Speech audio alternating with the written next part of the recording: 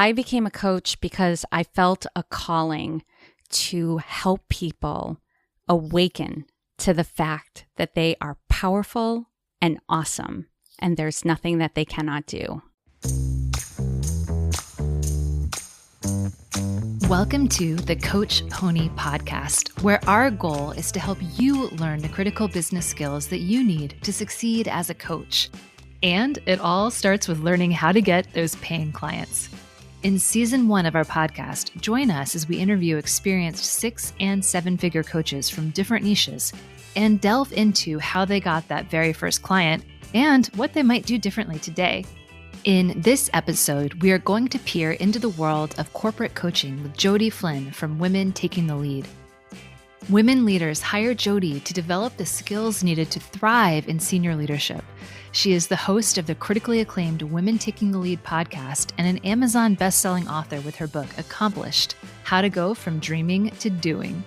Jodi got her first paying client and her most recent paying client in exactly the same way.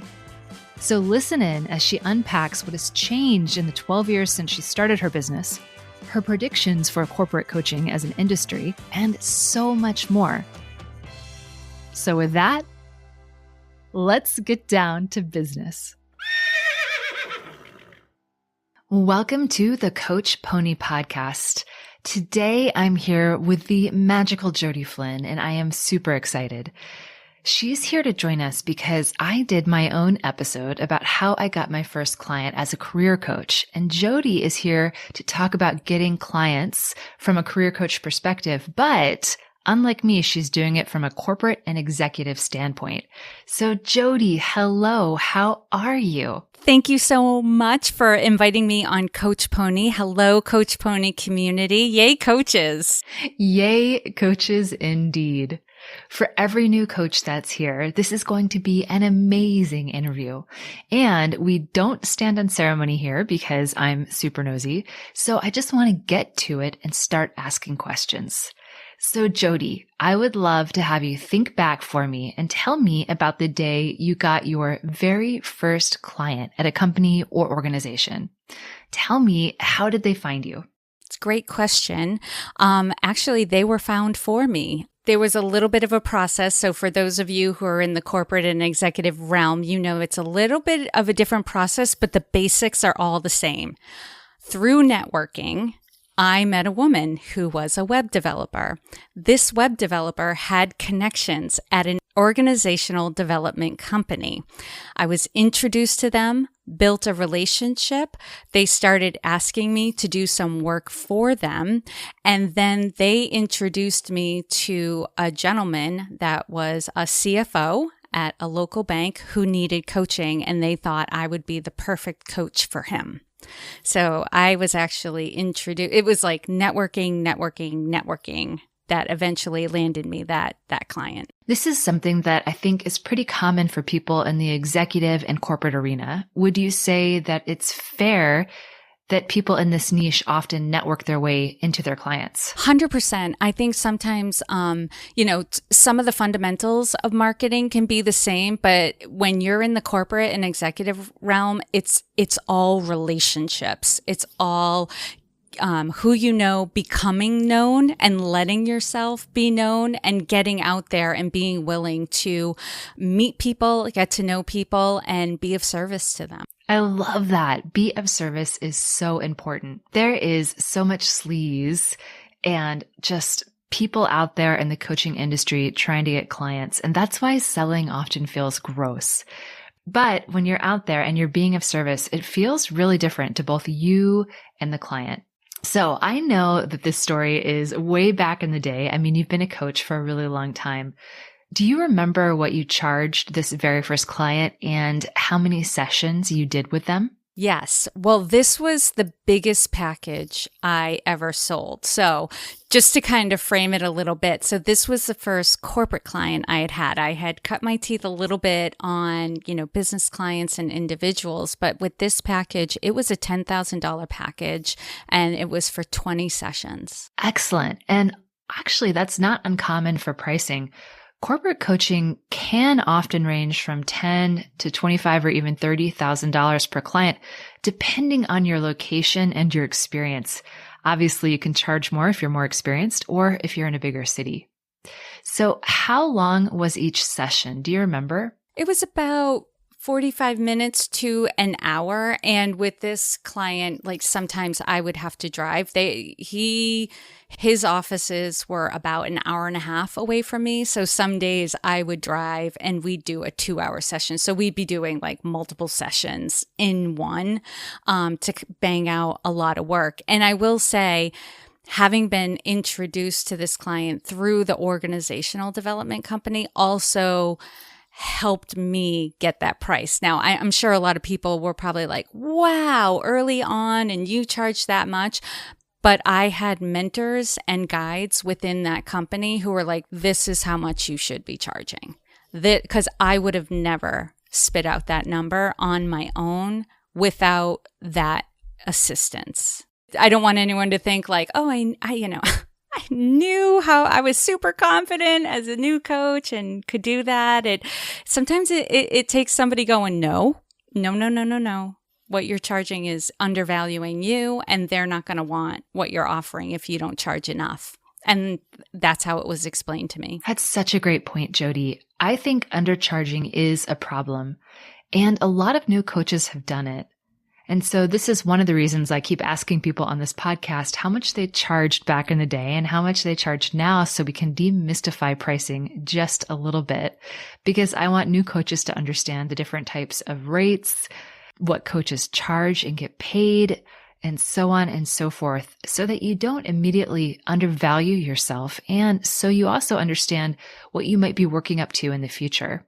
So you've learned a lot since you first started, Jodi, because that was 8, 9, 10 years ago. You've been a coach for a really long time, right? Yeah, it was probably about 8 years ago. I've been coaching for about almost 11 years now. So if you were just getting started now, what approach would you take to get that first client today? Network. Right. Now, I will say there's some work you need to do, but don't stop networking just because you haven't figured out all the pieces. I think in tandem, you have to know your niche. And I know there are people who disagree with it, but it's so much easier to explain what you do when you are niche down. I remember when I was a new coach, I was like, oh, I could coach anybody on anything and I'm happy to help and da-da-da. And people were like, okay. But what I'm doing now, where I say, I coach high achieving women who haven't recovered from their last promotion. Every person I tell that to, they're like, oh, I know somebody like that. Right. And you've nailed it when every time you tell somebody what you do, they say, I know somebody. And this is what everyone should aspire to. So those of you listening to this podcast, this is why we talk about niching so much at Coach Pony and over at Build a Real Business as well. Because if you can say who you help and everyone in the world can easily understand you, then that's a super simple way to get clients.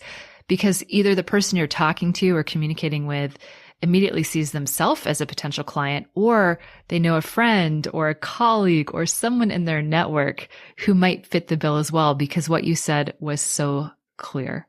So I love what you said, Jodi. Can you say it one more time? Because I love your niche. My niche is I help high achieving women who haven't recovered from their last promotion. And one thing I want to add, Chrissy, is, and this is something I learned from you over the time that I've known you, the message is so important, so when, as new coaches, when you're thinking about what's my message, if you don't like the word niche, like what's your message, think about what you've overcome and or accomplished in your life and focus on that, because that's powerful. Right. And you have the credibility to get out in the world and say, I can show you how to do this because I've done it. So that I would say that would be my final answer. Start there and then get out there and network. Meet as many people as you can. So I take it to mean that you, of course, are an overachieving woman yourself. So is that fair? Yes. Who got promoted several times in succession. And sometimes I was okay. And sometimes I was not okay. after the promotion and struggled with it. But I learned a lot in terms of how to take on more responsibility and how to rearrange my life, how to take care of myself. And that's what I teach my clients. And you said network, network, network, which I 100% agree with, especially in terms of executive coaching. And just in general, for any niche, everyone should be willing to do a bit of networking for their business, even if it's not your main marketing platform, because it's so important to build connections, both with potential clients, but also with other coaches and people in your community who can help support you mentally and in other ways in your business. So if you were a new coach who wanted to get into executive or corporate coaching today, where are the first places you would start to network right now, Jodi? I would get involved in HR associations. I would be connecting with people on LinkedIn. Even I would say attending events that are relevant to executive leadership coaches, because you can network with the other people who are attending those events. If there's an event that, even though it's in your zone of genius, and you might be thinking to yourself, I don't need to know this information. Well, sign up and attend the event and network with the other people who are interested in that topic, because they are likely the people who could either be your clients or they could introduce you to your clients. And so tell me, how did your most recent client find you? Was it through networking?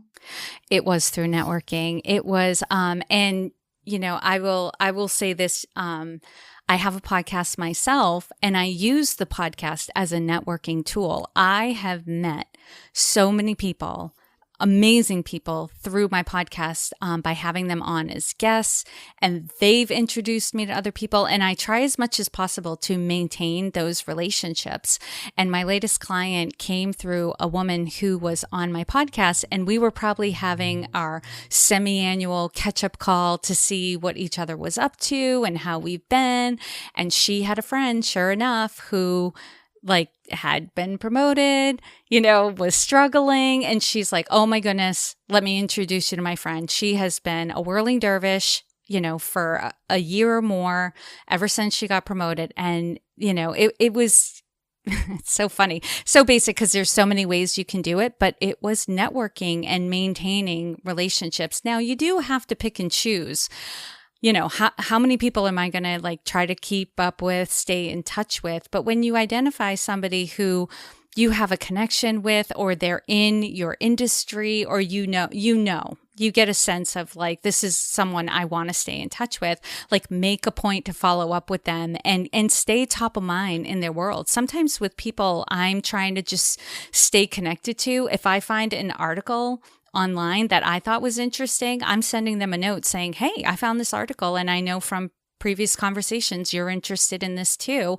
And actually, I did that last week because I found an article that I knew 7 people in my network would enjoy, and that turned into 3 follow-up calls and some potential work. This is such a good story. There's been a lot of research done by a sociologist whose name I am, of course, currently forgetting. But it's on strong ties and weak ties.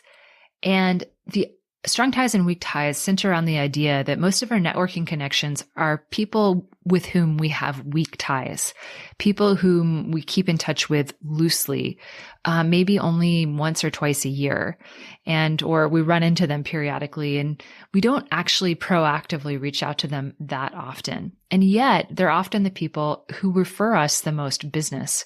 It doesn't take that much of a connection to maintain, or a lot of time and effort to build up a good amount of weak ties. It really doesn't. It really doesn't. It can be as simple as shooting them a note. Yes, I love that. That's a really great tip. So this latest client, it sounds like she contracted with you directly, not through a company. Is that right? That's correct. So is your package today still the same? Do you do the same amount of sessions when you work with an individual who's hiring you directly versus when you work with a company and the company is paying you instead of the individual?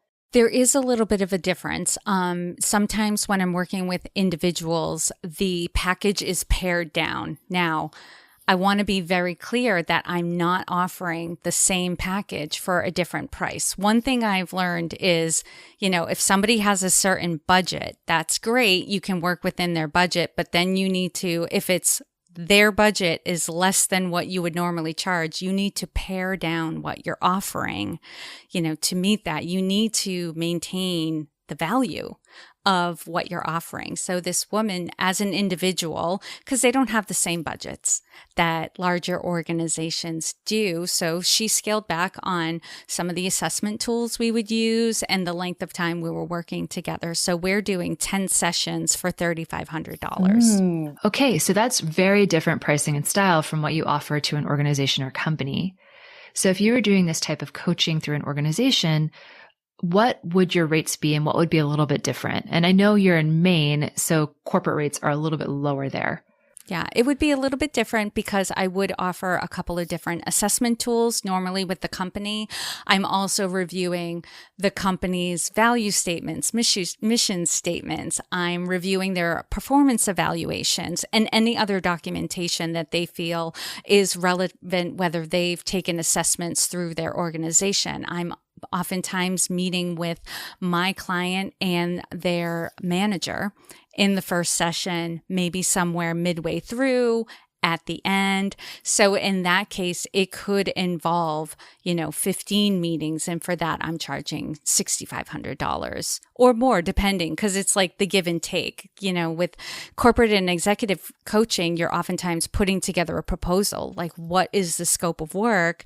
And so I have to figure out how much time am I going to be investing in this? How much mental bandwidth is this going to take up as well? What is the value of what I'm providing? And what is this client going to be able to do or experience after coaching with me? So I take all of those things into account, put it in a proposal, and then wait for approval. All right. Wow, that's awesome. It's everything you've shared I find to be so interesting. So as we look at corporate and executive coaching as a whole, and we think about the future, what are you seeing as changing, or has anything changed? And, what do you think might happen over the next few years? Well, I think what's changing is, it's beginning of 2021. So there's no expectation that you be in the office. I remember when I was starting my business 10, 11 years ago, there were clients who it was their expectation, like, you're going to come to me and you're going to sit in my office and this is how we're going to do our coaching. And so I would have to factor in travel time, travel costs, and sometimes that would create friction for me in terms of how much should I charge when I'm spending an hour and a half on the road each way. So how do I calculate 3 hours of travel time to coach a client for 2 hours? Things like that. All coaching is done via Zoom right now. It's same with delivering presentations and workshops. It's all being done via Zoom. Connecting via LinkedIn is hot right now. I will say that has changed. And 10 years ago, some people were using LinkedIn. Now it's like everyone's becoming pretty ninja at using LinkedIn. And it's a pretty robust website, or platform, I should say. Are there things that could be improved? Yes. I know they're working on making LinkedIn groups more intuitive, friendlier, more inviting and engaging. But right now, there are still some things about LinkedIn groups that, are not very engaging. So I would say in that realm, like, what we do hasn't changed, but where we do it, how we do it, that has been changing. Yes, that really makes sense. And do you think the future is strong for corporate and executive coaching? It's something that companies are still going to spend money on. Yes, 100%. I don't have the numbers in front of me, but one thing I did recently was I looked up HR trends in 2021 and looked at what was happening. And the findings were that managers are now not just responsible about how do I want to say this? Being concerned and speaking to an employee's wellness at work. It's also speaking to and being concerned about their wellness at home as well. So do managers have the skills to dive into that personal world. And also they're being tasked with identifying, does an employee need more support? Like, do they need some mental health counseling or coaching or services that can help them with that? Also, training and development, there is a stronger need to have it be more personalized. I think, many of us can remember, those corporate trainings. If the company had videos and, a platform where you could go through and do company trainings, that was great, but they were very cookie cutter, and that's why my specialization of focusing on high achieving women specifically who are struggling after promotion. Most training and development programs within companies don't specialize in that particular area. A lot of trainings, like, they're getting better. Companies now are hiring more D&I coordinators or DEI coordinators to focus in on what are the needs of particular populations of employees within their organization.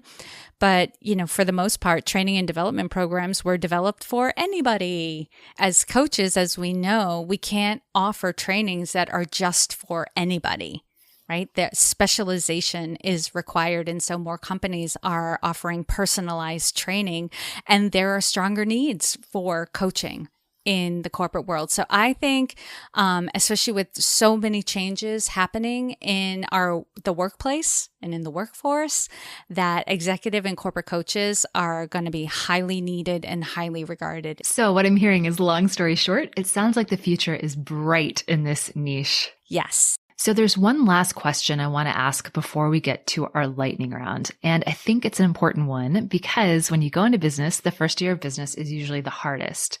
So I'd love to get into your story of your first year of business. So take us back and tell us, what was your lowest moment in that first year and how did it feel? Yeah, the lowest moment came about 9 months after I started my business. And I started my business in September, and I still remember this moment to this day. It's so clear.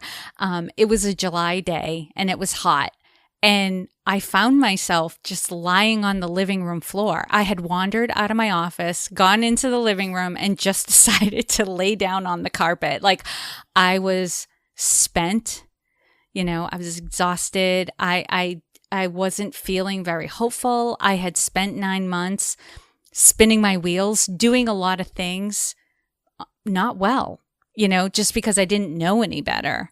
And I wasn't getting a lot of traction and was just feeling, that feeling of like, there's something wrong with me, like I'm like, I can't figure this out. And then the thought like, well, maybe I made the wrong decision. Maybe I should start looking for a job. That reaction, I had a visceral reaction. My throat closed, my belly lurched. It was like, and I instantly knew that is not an option for me. Like, that reaction told me that was the worst thing for me, that I would just dry up going back into, working for somebody else. And I had to go back to, well, why did I become a coach in the first place? Like, I have a mission. I have to figure this out. And I won't say that I figured it out in that moment, but I remember saying to myself, Jodi, get up off the floor, get back to work. You'll figure this out. And I did. And, it didn't happen overnight, but that was just a moment of clarity that even though it was hard, and I wasn't getting a lot of traction, I was still on the right track. I often get asked the question, what makes a coach successful? And one of the answers I've seen after years of working with coaches, and of course in my own business as well, is a key success factor is grit or perseverance. It's the willingness to say, you know what, this is hard, but it's worth it, so I'm doing it anyway. And I love the self-coaching that you did and the thought of, you can do this, I can figure it out. So simple, but what a powerful sentence. Yes. And I'll add to what you said, Christy, because I did a presentation on this. The most fulfilling and satisfying things in our life take work. Think about marriage. Think about parenting. Think about owning a home, right? These things bring us fulfillment and satisfaction, and they take work. You have to show up. You have to do the hard things. You have to have the hard conversations. You have to look yourself in the mirror. Yes, exactly. You're going to have ups and you're going to have downs. But if you keep doing the work and if you keep learning and if you keep reflecting and asking smart questions of yourself, you'll get through it. And so I love reminding people that it's possible. So thank you for that. All right. So I want to switch gears because we end every episode of the Coach Pony podcast with something we call the sweet part. It's a lightning round of chocolatey goodness where we get to ask you nosy questions that we might not be able to ask otherwise. So before we start, let me just pause for a second and say this. Being a successful coach depends on two things, being great at coaching and being great at business. We know you're a good coach. Now our goal here at Coach Pony is to make you absolutely great at business. If you ever wished someone would show you exactly how to find paying clients so you aren't staring at an empty calendar or an empty bank account, please do not fret. Come on over to the Coach Pony community at coachpony.com and grab our free in-depth 26-page guide on exactly how to find paying clients. And so today's lightning round is brought to you by Whole Foods chocolate salted caramels, which I discovered in the back of our pantry because my husband sneaked them into our house. And I, of course, have now had them for both breakfast and for my mid-morning snack.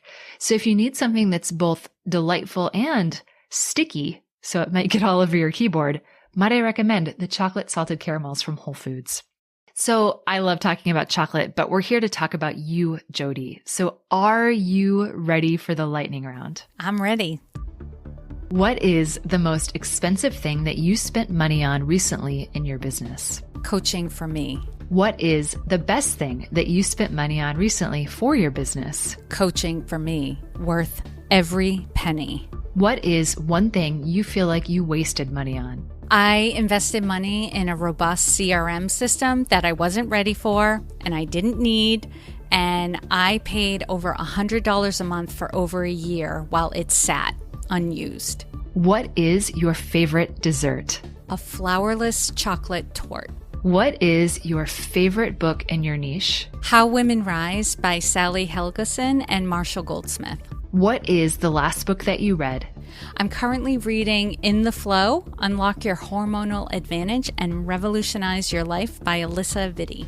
What takes the most time out of your workday? Sending emails and messages, usually involving scheduling meetings. Dark chocolate or milk chocolate? Dark. White chocolate. Is it delicious or is it an abomination? White chocolate is meant to be an accent. Anything more is like having cilantro for a salad.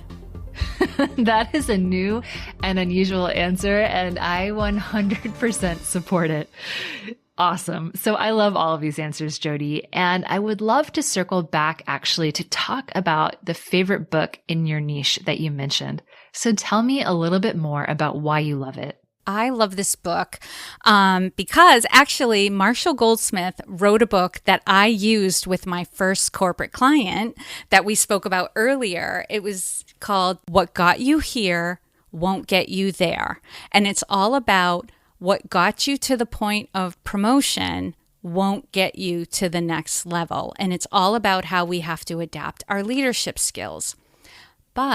And at the time, Sally Helgeson was on Marshall Goldsmith's team. So they went around the country and they did workshops based on his book. And what they found were there were some concepts in the book that were not relevant to women. They were so not relevant to women, women actually displayed the opposite behavior that they highlighted in the book. So one of the things in the book was, don't take credit for work that isn't yours. And women do the opposite. They don't take credit for work that absolutely is their work. They oftentimes say, oh, it was because of something else. Now, they identified several things that were either just not relevant to women or the opposite. And so they wrote this other book together to identify what are the things that specifically hold women back as they're advancing in their career. And I loved it. They finally said the things that I've been seeing in my business. Now, I'd like to say I could have written this book, but I did not. They have full credit for it. But everything I read, I was like reading along going, yep, yep, yep. And the same things like perfectionism, people pleasing, not speaking up for ourselves, setting boundaries, things of that nature are in this book. And I loved it. I love that you shared this book because as a career coach myself over at the Revolutionary Club, obviously I have two businesses, Coach Pony and the Rev Club, but I'm really militant on the fact that no matter what industry you are in, women are treated so differently and judged more harshly. We promote men on their potential, but yet we promote women on their past performance, and that's not fair. So I love that you mentioned this book as a resource. Can you say the name of it one more time for me? It's How Women Rise by Sally Helgeson and Marshall Goldsmith. Awesome. So Jodi, please tell people how they can find you if they want more Jodi Flynn in their lives. Yes, I love talking to people. So please, please, please reach out to me. You can find me at womentakingthelead.com. That's my hub. And you can find me on LinkedIn as Jodi Flynn. And let me assure you, if you reach out to me, I will respond. We will be chatting. Like I said to Christy, so important to talk to people, meet new people. So be one of the new people I meet this coming year. Wow, that is quite an offer. Everyone, you should definitely take her up on it. Jodi means what she says.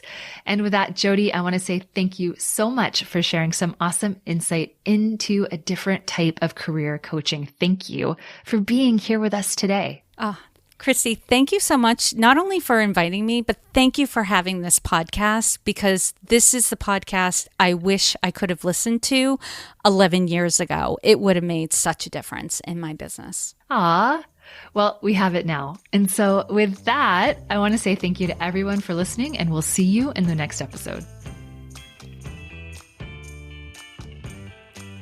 I hope this story helps you on your path to paying clients. As you go, remember, you aren't just a coach, you are also a business owner.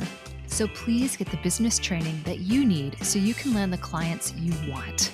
And if you need help getting that first client, or just getting your business going in a way that supports you, come on over to CoachPony.com and grab our 26-page free guide on how to land your first clients and build a business where you actually make money. We'll show you in simple steps exactly what to do so that you have a happy bank account and happy clients. Don't forget to hit subscribe for this podcast so you never miss an episode. And we'll see you over at CoachPony.com for the free guide. See you next time.